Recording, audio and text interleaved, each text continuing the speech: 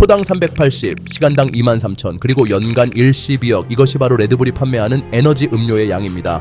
이렇게 거대한 사업이 있다면 다른 분야에 투자하는 것이 의미가 없을 것 같지만 레드불은 극한 스포츠 덕분에 전 세계적으로 유명해졌습니다. 우주에서 뛰어내리기, 포뮬러1, 윙슈트 비행 등 다양한 활동들이 그것을 증명합니다. 극단적인 아이디어일수록 붉은 황소들은 더 많은 돈을 투자할 준비가 되어 있는 것 같습니다. 그렇다면 그렇게 미친 프로젝트들로 유명한 이 회사가 왜 축구를 주요 투자 분야로 삼았을까요? 이 영상에서는 레드불이 축구 세계를 어떻게 바꾸었는지, 그리고 왜 여전히 이 스포츠에 막대한 돈을 투자하고 있는지에 대해 알아보겠습니다. 회사의 역사의 시작은 1982 연여름으로 거슬러 올라갑니다. 그때 40살의 빌렌덱스 치약 판매 담당 이사인 디트리 마테시츠는 태국에 출장으로 도착했으며 긴 비행 후 시체에 시달리고 있었습니다. 현지 상점에서 그는 K-라팅댕이라는 음료를 구입했는데 이 음료는 그의 건강 상태를 크게 개선시켰습니다. 이 이름은 붉은 가오리로 번역되며 이는 동남아시아에 서식하는 큰 물소를 의미하고 사실상 붉은 황소라는 뜻입니다. 이 음료의 마법 같은 특성에 영감을 받은 마테시츠는 그것을 집으로 가져가기로 결심했고 음료의 원래 버전을 만든 찰러 유디시아와 함께 레드불 회사를 설립했습니다. 잠재적인 투자자들은 마테시츠에게 그 아이디어는 실패작일 것이며 유럽에서 그런 제품에 대한 수요는 없다고 말했습니다. 그리고 그것은 사실이었지만 부분적으로만 맞았습니다. 시장을 분석한 마테시츠는 에너지 음료가 인기를 끌지 못한 이유는 단순히 그것을 판매하는 사람들이 없었기 때문임을 깨달았습니다. 그는 음료의 공식과 맛을 조정하고 1987년에 오스트리아에서 생산을 시작했습니다. 회사는 음료가 건강에 좋다는 것을 사람들에게 설득하려 하지 않았습니다. 그들의 주요 메시지는 레드불은 재미있고 특별하다는 것이었습니다.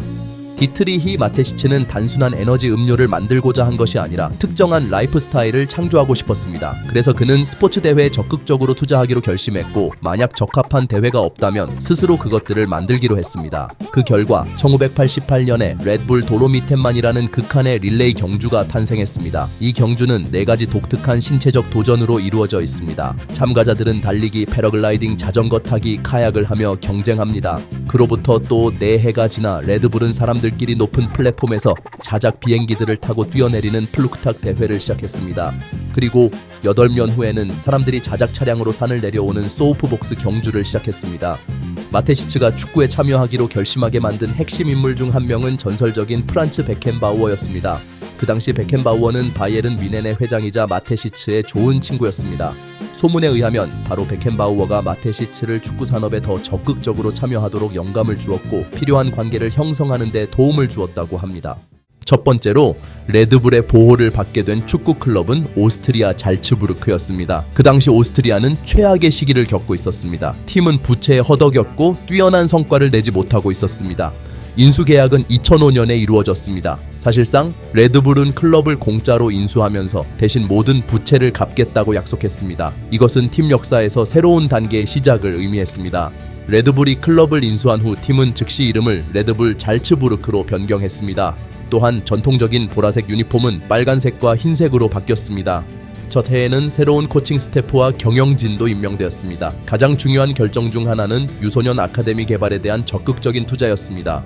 새로운 소유자들은 젊은 인재를 양성하는 데 집중했으며 이로 인해 장기적인 성공 전략을 구축할 수 있었습니다. 이 모델은 이후 레드불이 인수한 다른 클럽들의 철학의 중심이 되었습니다. 이러한 변화들은 팬들 사이에서 논란을 일으켰습니다. 많은 오스트리아의 충성도 높은 팬들은 팀 이름과 유니폼 색상의 변경을 배신으로 받아들였습니다. 그들은 레드불이 상업적인 이익을 위해 그들의 사랑하는 팀의 오랜 역사를 망쳐놓았다고 생각했습니다. 가장 열렬한 팬들 중 일부는 구 이름을 되살려 잘츠부르크의 축구 전통을 지키기 위해 새로운 클럽을 창설하기도 했습니다. 2023년 재창조된 오스트리아는 오스트리아컵에서 가장 큰 라이벌과 맞붙었습니다. 팬들의 엄청난 응원에도 불구하고 기적은 일어나지 않았습니다. 레드불 잘츠부르크는 사상 4대로 승리했습니다. 그러나 점수 외에도 많은 관중들이 기억에 남는 장면을 떠올리며 그중 하나는 오스트리아의 골키퍼가 경기에서 판매되지 않음이라는 문구가 적힌 스웨터를 입고 나왔다는 점이었습니다. 그럼에도 불구하고 클럽의 필드에서의 성공과 급격한 성장은 새로운 팬들을 끌어들였습니다. 점차적으로 일부 오래된 팬들 또한 변화에 적응했으며 에너지 음료 제조업체들이 그들의 지역에서 축구 발전에 상당한 자금을 투자하는 모습을 보고 이해하게 되었습니다. 오늘날 레드불 잘츠부르크는 오스트리아에서 가장 성공적인 팀 중 하나로 정기적으로 챔피언스 리그에 출전하고 있습니다. 이 성공을 배경으로 마테시츠는 멈추지 않고 몇몇 다른 클럽을 추가로 인수하기로 결심했습니다. 2006년 레드불은 MLS의 메트로스타스를 인수하고 이를 뉴욕 레드불스로 이름을 변경했습니다. 거래 금액은 1억 달러였습니다. 미국은 항상 회사의 핵심 시장이었기에 팀을 인수하는 것은 논리적인 결정이었습니다. 유럽에서의 상황과 달리 미국의 팬들은 이 소식을 열정적으로 받아들였습니다. 미국의 스포츠 클럽들은 전통적으로 상업성과 연관이 있기 때문에 레드불의 MLS 참여는 오스트리아에서처럼 부정적인 반응을 일으키지 않았습니다. 회사는 새로운 경기장인 레드불 아레나를 건설했으며 이는 국가에서 최고의 축구 경기장 중 하나로 자리 잡았습니다. 비록 뉴욕 레드불이 지금까지 챔피언 타이틀에서는 큰 성과를 이루지 못했지만 그들은 MLS의 선두주자로 꾸준히 자리매김하며 티켓과 관련 상품 판매에서 상당한 수익을 올리고 있습니다. 회사의 다음 목표는 독일, 특히 라이프치히였습니다. 50만 명의 주민을 가진 부유한 도시로 강력한 축구 전통과 현대적인 경기장이 있었습니다. 또한 지역 신문의 여론조사에 따르면 라이프치히 주민의 70% 이상이 세계적인 브랜드의 지역 축구에 대한 투자에 긍정적인 반응을 보였습니다. 레드불이 독일 축구 생태계에 통합되려는 첫 시도는 실패로 끝났습니다. 회사는 작센 클럽을 인수하려 했지만 독일 축구 연맹이 이를 차단하며 클럽 이름을 레드불 라이프치히로 바꾸는 것을 승인하지 않았습니다. 서부 독일의 더 명망 있는 팀들을 인수하려는 협상은 팬들의 반발로 이어졌습니다. 팬들은 레드불의 활동에서 축구의 전통적 가치를 위협한다고 보았습니다. 팬들의 저항을 줄이기 위해 클럽을 인수하기보다는 하위 리그의 자리를 사기로 결정했습니다. 35만 유로를 주고 레드불은 라이프치히에서 11km 떨어진 마르크론슈타드라는 작은 마을의 5부 리그 진출권을 구매했습니다. 레드불이라는 이름은 당국에 의해 거부되었기 때문에 대신 AB 라이프치히라는 이름을 선택했습니다. 여기서 AB는 레드불이 아닌 라진발 스포츠라는 뜻으로 해석됩니다. 독일 축구 연맹은 팀의 스폰서 명칭을 금지하고 팀의 주식의 51%가 그에게 속해야 한다고 요구하기 때문에 회사는 당황하지 않고 팀 이름을 그렇게 지었습니다. 그러나 팀 이름의 시작 부분에 있는 AB라는 약어와 마케팅 전략이 매우 중요한 역할을 했고 모두가 라이프치히의 축구 클럽이 무엇을 의미하는지 잘 알고 있습니다. 오버리가에서 경기할 권리를 인수한 후 프로젝트는 10년 동안 1억 유로의 예산으로 분데스리그에 진출하는 것이었습니다. 물론 이는 매우 야심찬 목표였지만 팀은 이를 성공적으로 달성할 수 있었습니다. 1999-2010 시즌에 황소들은 오버리가에서 금메달을 획득하고 4부 리그로 승격되었으며 그곳에서 3시즌을 더 보냈습니다. 같은 해 팀은 1956년에 건설되고 2003년에 개조된 레드불 아레나로 이사했습니다. 이 경기장의 수용 인원은 47,000명입니다. 그렇습니다. 눈에 띄지 않는 성적을 거둔 후 황소들의 감독으로 알렉산더 치오르니거가 임명되었습니다. 그는 2012-2013 시즌에 라이프치히를 셋째 리그로 승격시켰고 그로부터 1년 후 다시 그 성과를 재현하며 RB를 둘째 분데스리가로 올렸습니다. 치오르니거의 퇴임 후 팀은 잠시 아힘 바이어로르처 감독을 맡았지만 곧 라이프치히의 스포츠 디렉터인 랄프 랑닉이 그를 대체했습니다. 랑닉의 세심한 지도 아래 2015-2016 시즌에 황소들은 둘째 분데스리그에서 두 번째로 뛰어난 성적을 거두며 독일 축구의 최고 리그로 승격했습니다. 2016-2017 시즌 분데스리그에서 랄프 하젠휘틀 감독의 지휘 아래 클럽은 놀라운 두 번째 자리를 차지하며 독일 축구의 거인인 보루시아와 바이에르를 앞서고 챔피언스 리그에 진출하여 팀의 최고의 성과인 중결승에 올랐습니다. 이제 상상해보세요. 팀은 불과 7년 만에 5번째 리그에서 독일 최고의 리그로 진출했습니다. 또한 2017년부터 클럽은 유럽 대회에서 꾸준히 뛰어난 성적을 거두며 한 번도 6번째 이하의 순위를 기록하지 않았습니다. 이처럼 22년간 최상위 축구 리그가 없었던 도시인 라이프치히로는 투자가 이루어지고 새로운 기회들이 열리게 되었습니다. 이 모든 것을 보면서 궁금해지지 않으세요? 클럽은 어떻게 이러한 성과를 이루었을까요? 여기서 중요한 것은 스카우팅과 완벽한 관리입니다. 그리고 이 과정에서 큰 역할을 한 사람이 바로 라이프치히의 형성에 있어 가장 중요한 인물인 랄프 랑닉입니다. 랑닉은 팀이 감독이 없을 때 2번이나 클럽의 지휘봉을 잡았습니다. 그는 스카우트이자 스포츠 디렉터의 역할을 맡았습니다. 간단히 말하면 그는 팀 발전 목표를 달성하기 위해 필요한 모든 일을 했습니다. 랑닉의 주요 철학은 성장 가능성이 있는 23살 이하의 선수를 찾는 것이었습니다. 그의 의견에 따르면 축구 스타들에게 거액을 지불하는 것에는 의미가 없으며 내일의 스타들, 즉 젊고 승리에 굶주린 선수들을 찾아 개발하는 것이 중요하다고 생각했습니다. 그리고 실제로 2016-2017 시즌 황소들이 최고 리그에 올라간 이후 이후 팀은 성공적인 이적 정책을 펼치며 젊고 유망한 선수들을 발굴하고 영입하는 데 집중했습니다. 그 결과 티모 베르너, 나비 케이타, 바요 파메카노 등 많은 선수를 영입할 수 있었습니다. 또한 이들은 훨씬 더 비싼 가격에 재판매되었습니다. 요시코 과르디올라를 맨시티로, 은쿠쿠를 첼시로, 그리고 사보슬라이를 리버풀로 이적시킨 사례만 봐도 그렇습니다.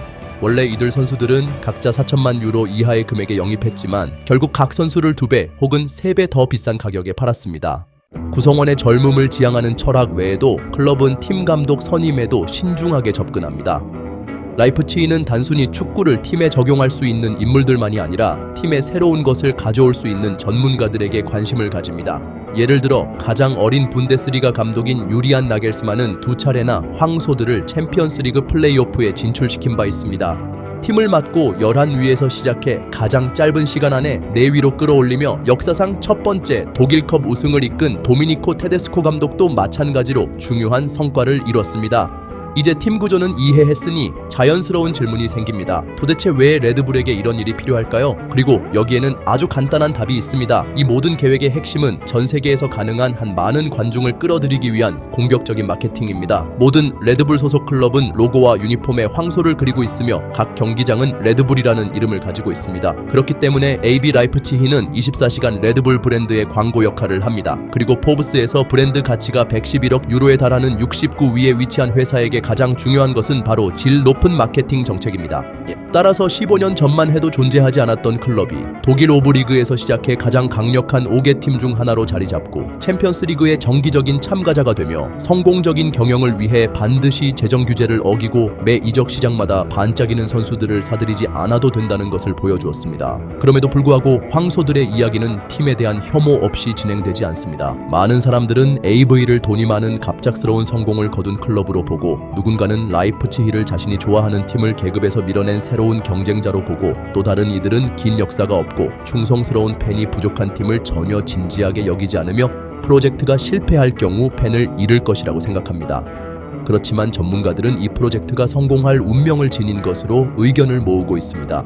비록 많은 혐오에도 불구하고 팀은 훌륭한 관리 체계를 갖추고 있으며 클럽은 승리를 원하고 목표를 달성할 수 있다는 것을 예시로 보여주는 전문적인 운동선수들로 구성되어 있기 때문입니다. 알파비 라이프치히는 홈 경기를 통해 약 300만 유로를 벌고 방송 중계 덕분에 연간 7천만 유로 이상을 벌어들입니다. 라이프치히는 또한 저렴하게 선수들을 사들여 비싸게 팔면서 이적 시장에서도 100만 유로를 벌었습니다. 그리고 그들이 뉴욕 레드불스에 지불했던 1억 유로 기억하시나요? 지금 그 클럽의 가치는 10억 유로 이상입니다. 스포츠와 마케팅을 이처럼 성공적으로 결합한 곳은 레드불뿐입니다. 이제 여러분은 레드불이 왜 축구 클럽을 구매하는지 이해하게 되셨을 겁니다. 이것은 단순히 브랜드 인지도를 높이기 위한 방법이 아닙니다. 이는 젊은 선수를 육성하고 재정적인 수익을 가져오며 스포츠 세계에서 회사의 위상을 높이는 글로벌 네트워크를 구축하는 더 넓은 전략의 일환입니다. 매년 황소 회사는 축구에서의 존재감을 확장하며 자사의 클럽들을 국제 무대에서 가장 성공적인 팀들 중 하나로 만들고 있으며 분명히 멈출 생각이 없습니다.